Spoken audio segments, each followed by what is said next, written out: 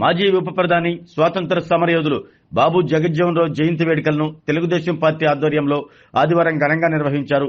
స్థానిక పార్టీ కార్యాలయంలో కందుకూరు శాసనసభ్యులు ఇంటూరు నాగేశ్వరరావు ఆయన చిత్రపటానికి పూలమాలలు వేసి నివాళులర్పించారు.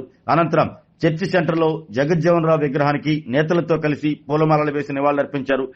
ఎమ్మెల్యే ఇంటూరు నాగేశ్వరరావు మాట్లాడుతూ స్వాతంత్ర సమరయోధుడిగా దేశం కోసం పోరాడిన జగజ్జీవన్ రావు తర్వాత దళితుల హక్కులు వారి అభివృద్ధి కోసం ముందుండి ఉద్యమం నడిపారంటూ అన్నారు. ఆయన ఆశయ సాధన కోసం అందరం కృషి చేద్దామని పిలుపునిచ్చారు. కూటమి పాలనలో దళితులు వెనుకబడిన వర్గాల అభ్యున్నతి కోసం అనేక కార్యక్రమాలు చేపడుతున్నట్టు ఎమ్మెల్యే నాగేశ్వరరావు వివరించారు.